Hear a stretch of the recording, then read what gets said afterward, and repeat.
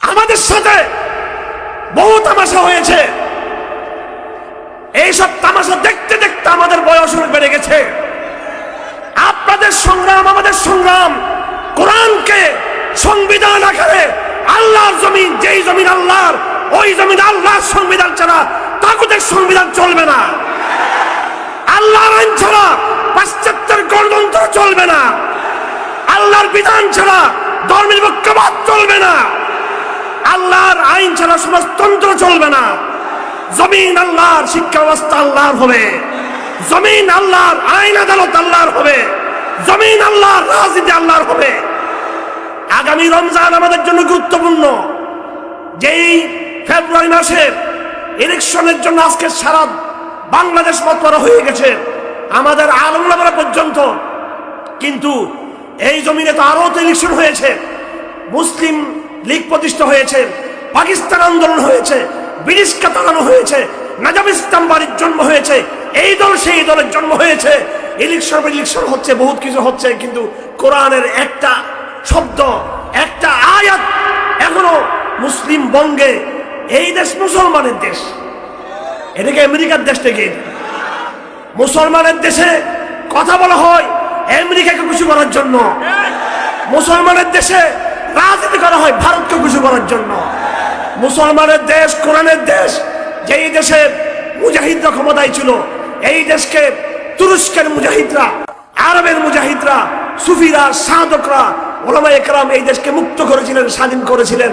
না হলে তোমাদের এই সমস্ত বাটপাড়ির রাজনীতি করার সুযোগ হতো না তোমাদের।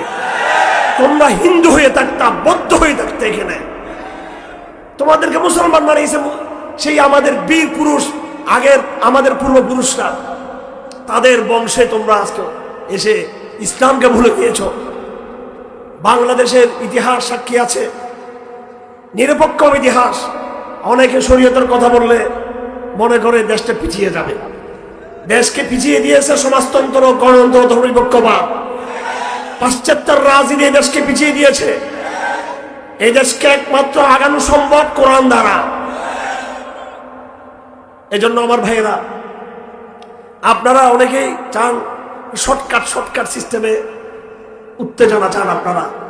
আমি সামনে ইলেকশন, এখানে ইসলামপন্থীর ক্ষমতায় যাব, এটা করবো, আমি একটা রাজনৈতিক বক্তব্য দিই। আমি এরকম সস্তা ভাই রাজনৈতিক বক্তব্য দিতে পারবো না এখানে। আমি আপনাদের সবাইকে আগামী দিনে আরো বৃহত্তর সংগ্রামের জন্য প্রস্তুত থাকার আহ্বান করতে চাই। সারা বাংলার মানুষ যদি একদিকে যায়, সারা আলেম ওলামা জনগণ, রাজনীতিবিদ সবাই একদিকে যায়, আর তাদের একদিকে যাওয়াটা যদি আল্লাহকে সন্তুষ্ট না করে, এই একদিন সারা জাতি পাগল হয়ে গেল, আমরা পাগল হতে পারবো না। আমাদের দেখার বিষয়, আমাদের উদ্বেগের বিষয়, আমাদের চিন্তার বিষয় আল্লাহর জমিনে আল্লাহর বিধান, আল্লাহর হাকিমিয়ত, আল্লাহর প্রভুত্ব, আল্লাহর শরিয়া কবে, কেমনে, কিভাবে কায়েম হবে, এটি আমাদের বিষয়, টেনশনের বিষয়টা আমাদের। অন্য কিছুতে আপনারা কি সন্তুষ্ট আছেন নাকি আপনারা? আমরা যে ঘন্টা লিখে গা ভাসিয়ে দিচ্ছি, সবাই ঘন্টা লিখে গা ভাসিয়ে দিচ্ছে। যারা সেকুলার রাজনীতি করে জাতীয়তাবাদের নামে, ধর্মনিরপেক্ষবাদের নামে, তাদের কথা কি বলবো? যারা আমরা ইসলামের নামে রাজনীতি করি, দুঃখের বিষয় তাদের পক্ষ থেকে আমরা এমন কোনো কমিটমেন্ট স্পষ্টভাবে শুনতে পারছি না যে সাহসের সাথে এই জমিনকে, এই মাটিকে একমাত্র ইনসাফ দিতে পারে কোরআন, ইসলাম, শরিয়ত, খেলাফত, আল্লাহর আইন। এগুলো ছাড়া কোনোদিন এই মাটিতে ইনসাফ প্রতিষ্ঠা করা সম্ভব নয়। শরিয়া বললে কেন আমরা ভয় পেয়ে যাই? শরিয়া মানে কি? এত ভয় পাওয়ার কি আছে এখানে? শরিয়া মানে এদেশের সমস্ত জনগণ নামাজ পড়তে বাধ্য হবে, এটাই শরিয়া। এদেশের মানুষ যদি নামাজ পড়তে অভ্যস্ত হয়, এমন একটা জাতি যদি আমরা গড়ে তুলতে পারি, নামাজ জাতি, তবে সেই জাতি আর ঘুষ খাবে না, দুর্নীতি করবে না, কারাপশন করবে না, চুরি ডাকাতি করবে না, সন্ত্রাস করবে না, গুম খুনের গুন্ডা তৈরি হবে না কেনা। তো এটা তো লাভ, আল্লাহর লাভ নাকি এখানে? শরীয়ত কায়েম হলে তার ফায়দা আছে, আখিরাতে আমাদের জান্নাত পাবো, কিন্তু দুনিয়াতে নগদ ফায়দা আছে আমাদের। শরিয়া প্রতিষ্ঠা হলে সুষ্ঠু সমাজ কায়েম হবে, সুন্দর দেশ হবে, সুন্দর জনপদ হবে, সুন্দর সমাজ গড়ে উঠবে। নামাজি সমাজ আর বেনামাজি সমাজ কখনো হতে পারে? বেনামাজির ঘুষখোর, বেনামাজির ক্রাপ্টেড, বেনামাজির দুর্নীতিবাজ, বেনামাজির রাজনীতির সময় সুন্দর সুন্দর কথা বলে, তখন নামাজের কথা বলে, আর এমনি সারা বছর খবর নাই। সুতরাং আমার ভাইয়েরা, আমাদের সবাইকে ভণ্ডামি ছেড়ে দিয়ে, একদম ভণ্ডামি ছেড়ে দিয়ে সোজা সাপটা কোরআনের কথা বলতে হবে। আপনারা মনে করবেন না যে এই এত আবেগ দিয়ে কথা বললে আমেরিকা রাগ করবে। শুনেন, সাইকোলজি বুঝতে হবে। যারা শক্তিশালী, আপনি বাঘের সামনে যত ভয় পাবেন সে তত আপনাকে কিন্তু আরো আক্রমণ করবে। কিন্তু এটা হিংস্র জানোয়ারের অভ্যাস হচ্ছে, এটা দুর্বলকে আক্রমণ করা। জিনকে ধরে আমি কোনোদিন সাহস মানুষকে জিনে ধরতে দেখি না। আমি জিন তো আমারও তো ডিস্টার্ব করতে আসে না, আপনাকে ডিস্টার্ব করে কিছু না, আপনি পিঠু, আপনি সেই জন্য। আমেরিকা আপনার সাথে স্যালুট করবে আপনাকে যখন তার চোখের উপর দাঁড়িয়ে আপনি বলবেন আমরা শরীয়ত চাই আমার। আর আপনি যদি বলছেন না আমরা তোমাদেরকে খুব, তোমাদের ডেমোক্রেসি আমরা চাই, এরা সব জঙ্গি টঙ্গি, আমরা এদের সাথে নাই, তোমাদের সাথে আসি, তো বলতে গোলাম, ওদের একদম গোলাম, বয়স থেকে সাদা ভাই উত্তেজনা কম, ঠিক আছে, কাজ করতে হবে। রমজান মাসে কোরআন পড়তে হবে, কোরআন শিখতে হবে, সমাজে আমাদের কাজ করতে হবে, জিহাদের সময় জিহাদ করতে হবে, সবকিছু করতে হবে একসাথে। আমি ভাই প্যান্ডেলের ওই উত্তেজনা একটু কম বিশ্বাস করি, ঠিক আছে। পুরো সমাজকে বদলাবো ইনশাআল্লাহ আজিজ, রাষ্ট্রকে বদলাবো ইনশাআল্লাহ, বিশ্বকে বদলাবো ইনশাআল্লাহ, হিন্দুস্তানকে বদলাবো ইনশাআল্লাহ আজিজ। আপনারা আমাকে স্লোগান দিয়ে কিন্তু খুশি করতে পারবেন না।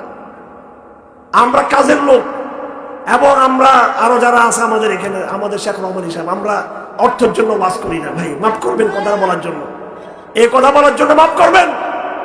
আমরা আমাদের প্রোগ্রাম, আমাদের মাহফিলের সাথে আমাদের উপার্জনকে আমরা সম্পৃক্ত করি নাই। আমরা এই মাটিতে কিছু শহীদ আহমদ শহীদ তৈরি করতে চাই। আমরা প্যান্ডেলে আসি কিছু ইসমাইল শহীদ তৈরি করার জন্য, প্যান্ডেলে আমরা সিদ্দিক তৈরি করার জন্য, প্যান্ডেলে আমরা হাজি শরীয়তুল্লাহ তৈরি করার জন্য আমরা আসি। আমরা হয়তো সেই বিজয় দেখতে পারবো না, কিন্তু আমাদের যারা শ্রোতা, যারা জুনিয়র যারা আছে, আমাদের তরুণরা আছে, এক একটা হাজি শরীয়তুল্লাহ হয়ে আমেরিকার, ভারতের সাথে তারা বুঝাপড়া করবে ইনশাআল্লাহ। এই জন্য আপনাকে বাস্তববাদী হতে হবে। আপনাকে আপনার আবেগ শুধু স্লোগানে যেন হারিয়ে না যায়, আপনাকে আল্লাহর সাথে কমিটমেন্টে যেতে হবে। আপনাকে তাহাজ্জুদের নামাজের অন্ধকারে দাঁড়িয়ে যেতে হবে। আপনাকে ইমানদার হলো সেই ব্যক্তি, বাস্তব বীর মুজাহিদ হলো প্যান্ডেলে যে স্লোগান দেওয়ার পাশাপাশি রাত্রে গভীর রাতে তাহাজ্জুদের নামাজ যে পড়ে। আমি নবীদের ইতিহাস দেখে যেটা পেয়েছি, সাহাবাদের ইতিহাস, আমাদের নবীজিদের ইতিহাস, ইসলাম বিজয়ের প্রধান কারণ ছিল আমাদের নবীজির শেষ রাতের তাহাজ্জুদের নামাজ। সাহাবা একরামদের তাহাজ্জুদের নামাজ কেমন মূল্যায়ন ছাড়া আল্লাহর কসম ইসলাম বিজয় হয় নাই। বদরের যুদ্ধে শক্তি তারা কোত্থেকে পেয়েছে, উহুদের যুদ্ধে শক্তি তারা কোত্থেকে পেয়েছে, খন্দকের লড়াইয়ের শক্তি তারা কোত্থেকে পেয়েছে? দুটো জায়গা থেকে, কোরআন আর সালাত। কোরআনকে তারা বিশ্বাস করেছে এবং এই কোরআনকে তারা রাতের অন্ধকার নামাজে কোরআনকে তারা বাস্তবায়ন করেছে। আজ তরুণদের মধ্যে এমন প্রজন্ম আমরা চাই না যারা শুধু খালি ফেসবুকে শুধু সবকিছু করে, সব উত্তেজনা আবেগ শুধু ফেসবুকে, এটা আপনাকে ধ্বংস করেছে। আসুন এই রমজানকে সামনে রেখে আমরা আমাদের ব্যক্তি জীবনকে পরিবর্তন করি। সালফে সালেহীন রমজান আসার 6 মাস আগে থেকে রমজানের প্রস্তুতি নিতেন। সালফে সালেহীন, গতকালকে জুমার দিন আমি খুতবা দিয়ে থাকি জুমাতে। আমি বিগত প্রায় রজব মাসের আগ থেকে আমি আমার খুতবার বিষয়বস্তু ছিল খুতবাতুল ইস্তিআদাদ লিরমাদান, রমজানের আগে আমাদের রমজানের প্রস্তুতি। সালফে সালেহীন বলেছেন এই রজব মাস হচ্ছে শাহরুজ জারঈ, এটা হচ্ছে আপনার বীজ বপন করবেন এখানে। তারপরে যখন নাকি এই রজব শাবান মাস আসবে, এটা হচ্ছে শাহরুজ সাকি, বৃষ্টি দেওয়ার পরে এবার পানি দিবেন, সেখানে আপনার সার দিবেন, এটাকে যত্ন করবেন। ওয়া রমাদান ও শাহরুল হাসান, আর রমজান হচ্ছে ফল কাটার মৌসুম। আমাদেরকে আমাদের ব্যক্তি জীবনে মুত্তাকি হতে হবে। আমি অনেক গবেষণা করেছি। আমি কোন এক বিদেশি আমাকে জিজ্ঞেস করেছে আমাদের কিছু বন্ধু বান্ধবরা মনে করে, মডারেট মুদ্রা মনে করে যে সাদা সামদারা শুধু খালি এদের সাথে শুধু কথাবার্তা বলে, সাদা সামদারা আমাদের সাথে কথাবার্তা বলে। বুঝতেছেন না মনে হয়? হ্যাঁ, সাদা সামদা মানে কি? হ্যাঁ, ঠিক আছে। তোমরা এত মনে করি না যে তোমরা এই পুরো দুনিয়ার রাজনীতি করো। আমরা রাজনীতি করি না, কিন্তু রাজনীতির আব্বা বোঝার চেষ্টা করি আমরা। তোমরা যাদেরকে ভয়ে কথা বলো না, আমরা এদের সাথে কথা বলি। আমাকে কোন একজন বিদেশি জিজ্ঞেস করছে যে আপনি জেলে ছিলেন, কেন জেলে ছিলেন? আমি জেলে ছিলাম, তা আমি একা তো ছিলাম না। বাংলাদেশে তারা মনে হয় এমনভাবে জিজ্ঞেস করতে চাচ্ছ তো তুমি জঙ্গি টঙ্গি কিনা, জেলে গেছো কি জন্য? আমি বললাম তো জেলও তো আমি জেলে রাজনীতি যারা করে সবাই গেছে। বাংলাদেশে হাসিনার বিরুদ্ধে যারাই ছিল তারা সবাই জেলে গেছে, শুধু আমি একজন মৌলবাদী তা না। আমাকে 2 নম্বর প্রশ্ন করলো, জেলের ভিতরে তোমার ফিলিংসটা কি ছিল, অনুভব কি ছিল? উনি মনে করছে জেল খেটে আমি একেবারে কাপুরুষ হয়ে গেছি। আমি বললাম যে I was very happy with my Quran. I was happy with my Allah. I feel very spirituality. আমি অনেক বেশি আধ্যাত্মিকতা পেয়েছি, আমি হ্যাপি, আমি অনেক ছিলাম।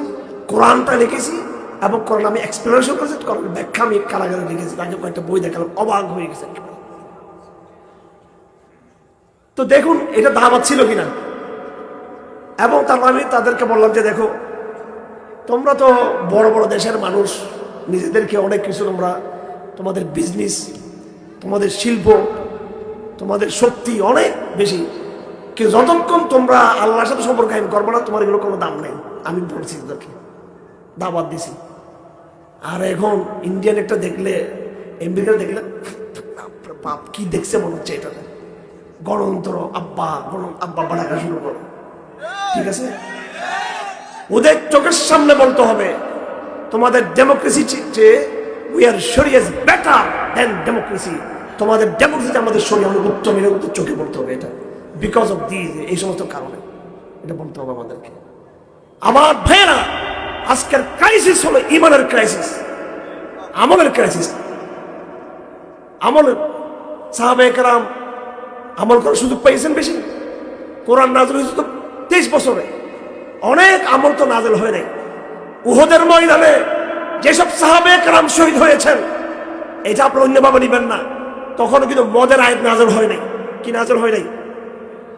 মদ হালাল না হারাম? হালাল না হারাম? মদের আয়াত নাযিল না হওয়া পর্যন্ত মদ কি হারাম ছিল? মদ কি ছিল? হালাল ছিল। এবং একদিনে মদটা কিন্তু হারাম হয় না, আস্তে আস্তে হারাম হয়েছে। উহুদের ময়দানে যারা যুদ্ধ করতে গেছে, ওই সময় মদের বিধান আসছে নাকি? ও মদের বিধান আসে নাই। আরবরা মদ খেত সবসময়। অনেক যারা শহীদ হয়েছেন তাদের মুখ থেকে মদ বেশি পড়তেছিল, কারণ মদ তো হালাল ছিল তখন। তো ওরা তো অনেক আমল তারা করার সুযোগই পায় না, কারণ ওই আমলের বিধান আসমান থেকে কি আসে নাই।